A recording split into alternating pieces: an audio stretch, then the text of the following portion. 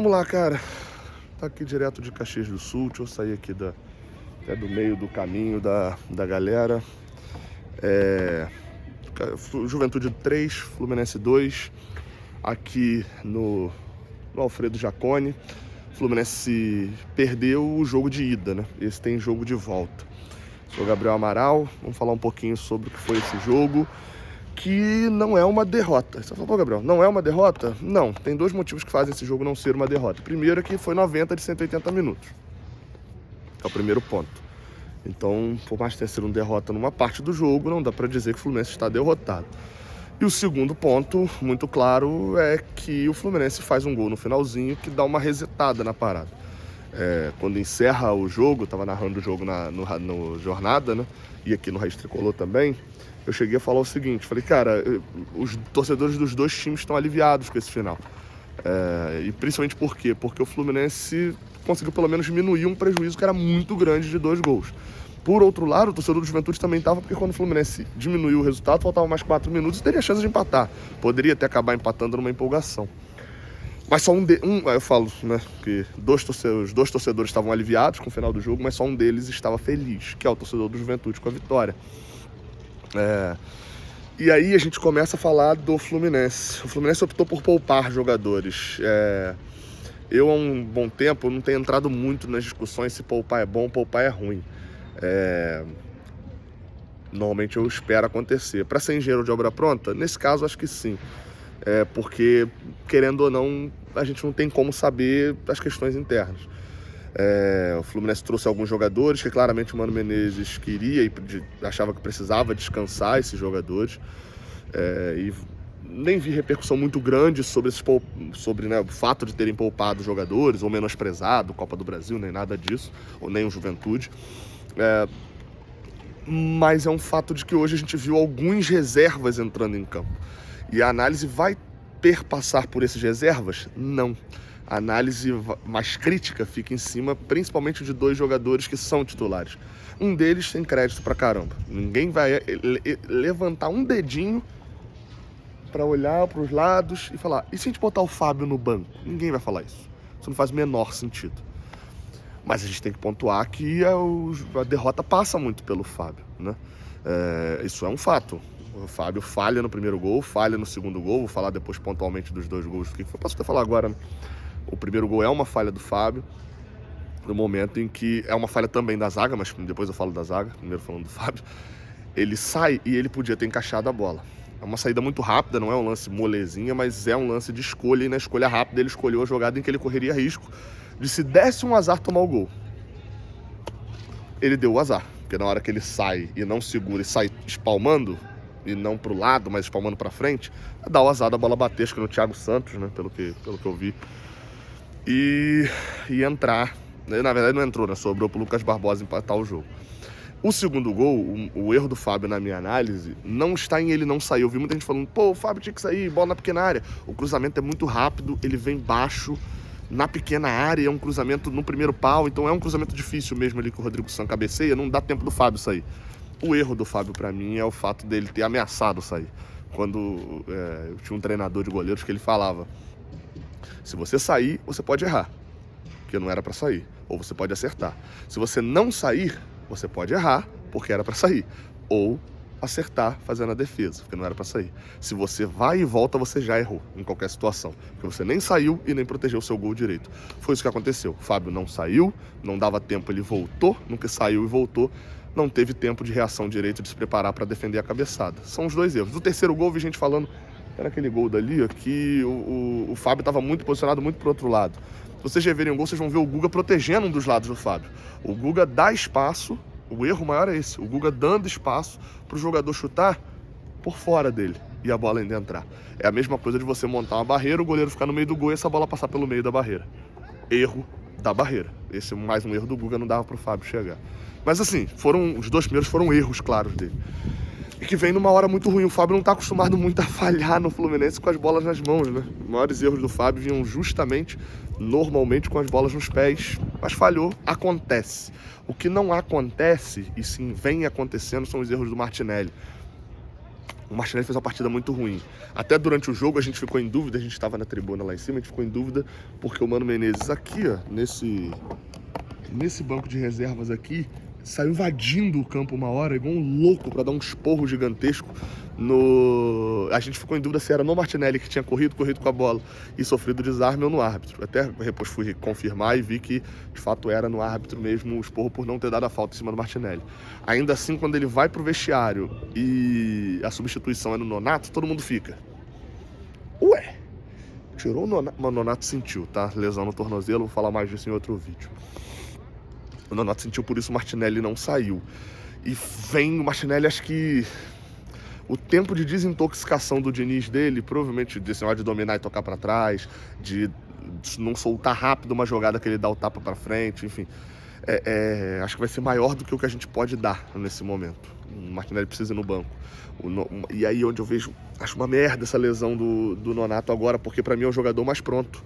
E pelo Mano Menezes também porque ele nem colocou o Alexandre, ele colocou o Felipe Andrade no lugar do Nonato. É o jogador mais pronto do Fluminense hoje para assumir essa posição, é o Nonato. Ah, mas e o Bernal? O Bernal nem foi registrado ainda, né? Então não dá ainda para contar com isso. Mas o jogo foi muito mais do que só esses dois jogadores que eu critiquei aqui. O jogo começou com o Fluminense jogando com o Marcelo de meio campista. O Marcelo é reserva hoje do Fluminense, tá? Aparentemente é reserva e reserva com méritos. O Marcelo começa uma boa jogada, vai resultar num ataque perigoso do Fluminense. Uma segunda jogada começa até com um cruzamento errado dele, que é a jogada do gol, numa boa jogada do Nonato, levando para fazer o cruzamento e o Lima batendo pro gol. O Lima, que poderia ser o nosso artilheiro na Copa do Brasil, né? Não fosse aquele gol que deram pro Terãs lá contra o Sampaio Corrêa, né? O Lima faz 1-0, o Fluminense tem ali um controle do jogo e tem duas chances para marcar. O Mano Menezes só cita uma delas na coletiva, que é uma jogada pela direita justamente com méritos do Marcelo. E aqui, essa é a primeira jogada, com muito mérito do Marcelo, num lance, um passe rasteiro jogando aqui pela lateral. O passe do Marcelo é sensacional, o Serna avança, podia ter tocado no Cauã Elias, dá o tapa, escolhe a jogada errada, chuta cruzado, chuta para fora. A outra chance crucial perdida pelo Fluminense vem no finalzinho do primeiro tempo. O Marcelo, um contra-ataque para o Fluminense, o Marcelo domina, são 3 contra 2. Ele tem, se eu não me engano, o Lima passando, marcado pela esquerda. Vem a marcação em cima dele e o Cauã Elias está sozinho pela direita. Era só ele, dar o passezinho, podia ser de trivela, pelo alto, rasteiro, o que fosse. Ele segura, tenta o drible, é desarmado. E o Fluminense perde uma chance para mim ainda melhor do que a do Serna, porque o Cauã Elias sairia cara a cara com o goleiro sem marcação. O Marcelo hoje é reserva do Ganso e reserva do Diogo Barbosa. A verdade é essa. Esse jogo entrega algumas verdades duras pro torcedor. Por exemplo, a virada, o 3-1, já comentei aqui um pouquinho de cada gol, né? Tem erros em sequência. Eu citei os erros do Fábio, mas não dá para deixar passar a quantidade de bolas aéreas que o Juventude conseguiu cabecear dentro da pequena área sozinho. Só o Carrillo cabeceou 2 sozinho, cabeceou muito mal, inclusive, as 2. Uma delas até era uma chance perigosíssima para o Juventude, e ele cabeceou mal. Cabeceou um outro lance que teve ali também no primeiro tempo, eu não vou lembrar quem foi exatamente o jogador, acho que era o Lucas Barbosa entrando sozinho, também cabeceou mal. No segundo tempo já tinha tido chance do Juventude também na mesma situação, cabeceando sozinho no miolo da área. Então era óbvio que o segundo gol poderia sair assim, e saiu com o Rodrigo San cabeceando sozinho no meio da área. É uma bola aérea do Fluminense que já preocupou contra o Fortaleza, preocupou de novo. O que tinha de semelhança nesses 2 jogos? Não tinha Thiago Silva. E não é que o Thiago Silva joga por 2, mas é que Antônio Carlos e Thiago Santos sobem de nível jogando ao lado do Thiago Silva. E a gente é extremamente dependente dele. No meio de campo a mesma coisa. Por que a gente deu tanto espaço para essa bola girar e ir para as laterais fazer o cruzamento? Falta de pegada. O Nonato entregou isso. O Martinelli está na má fase. Só que mesmo o Nonato entregando isso, temos que falar sobre a falta que o André faz, e que é a falta que ele pode fazer, e que a gente vai ter que acreditar que o Bernal já está pronto para poder suprir essa ausência. São desfalques duríssimos na construção defensiva do time, seja para defender, seja para atacar. São desfalques muito duros que o Fluminense teve hoje aqui, tanto com o André, que ficou no Rio e tá para ser vendido para o Fulham, quanto para o Thiago Silva, que veio e ficou no banco o tempo inteiro. O terceiro gol é um erro de encaixe de marcação, o Felipe Andrade não faz a falta, é por isso que ele não é do nível do André, por exemplo, não faz a falta ali no início do lance, até que o lance chega no Guga e o Guga vai, dando espaço, até que dá espaço pra cacete e o chute vem. Os 3 gols botaram o Fluminense nas cordas, apesar do Mano discordar de efeito psicológico, eu vi um pouco desse efeito psicológico, sim, do time ficar pelo menos uns 10, 15 minutos sem reação dentro de campo, encaixotado e sem conseguir sair desse encaixotamento que o Jair Ventura fez tão bem no Mano Menezes nesses últimos minutos, colocando um centroavante ali pelo meio baixo, que era o Eric, puxou ele da ponta, jogou pra lá, botou gás nas 2 pontas e conseguiu fazer essa pressão na saída de bola do Fluminense até o momento em que segurou e tentou trazer as crianças para casa, como diz na Fórmula 1. E o Fluminense foi recompensado pelas entradas muito boa da entrada do Keno, a entrada do John Arias, que estava um pouco apagado, mas que faz uma jogada do gol, e a entrada do Paulo Henrique Ganso. Foi premiado o Thiago Santos com esse segundo gol, né? Sai ali meio que na bacia das almas. Que poderia ter sido mais, eu falei que já individualmente faltou o John Kennedy. O John Kennedy, eu vou encerrar isso agora porque o vídeo já deve estar longo, né? 11 minutos. Eu vou encerrar aqui só falando do John Kennedy. Não é a última vez que a gente vai falar sobre o John Kennedy, mas assim, eu tô narrando o jogo, né? Então eu tô ali, minha cara narrando o jogo. Você provavelmente durante o jogo você tá em Twitter, tá em grupo de WhatsApp, você sempre tá trocando ideia com alguém, tá trocando ideia com alguém do lado e tal. E cara, se você não for um completo iludido, e não tem problema nenhum de ser um completo iludido, né? Mas se você não for alguém que tá num cenário de ilusão completa, você vê que o John Kennedy, quando entra, é um problema seríssimo. Um problema muito sério, o John Kennedy quando entra. Mas qualquer cidadão normal pensa o seguinte: eu não vou falar aqui agora no meu grupo de WhatsApp que o John Kennedy tá pesado, e não tô falando pesado de fisicamente, de gordo, necessariamente não. Falando pesado de movimentação, completamente sem ritmo, e com o desempenho técnico de alguém que provavelmente treina com a intensidade muito abaixo do resto. Eu não vou falar com esse cara porque se tem uma coisa que o John Kennedy tem é estrela, né? Então eu vou fazer essa crítica que o maluco vai sobrar a bola, ele vai meter o gol, como foi contra o Sampaio Corrêa, inclusive, e eu vou ficar de otário, né? Então eu não vou fazer essa crítica, não. Porque, no geral, a gente olha muito só o resultado das coisas, né? Não olha o processo, né? E assim, o John Kennedy nem a estrela tem mais. O ano do John Kennedy é pavoroso. O ano do Germancano é ruim. O ano do Germancano é ruim. O ano do John Kennedy é pavoroso. O ano do Germancano pode até ser desesperador, porque você fica em desespero, não entendendo o que está acontecendo de um cara que trabalha tanto e que a bola não entra, o psicológico começa a afetar. O ano do John Kennedy é pavoroso. Pavoroso. E a impressão continua sendo de que não tá nem aí. Então eu vou repetir mais uma vez. O John Kennedy hoje não agrega nada no Fluminense. Ou melhor, agrega. Influência até negativa.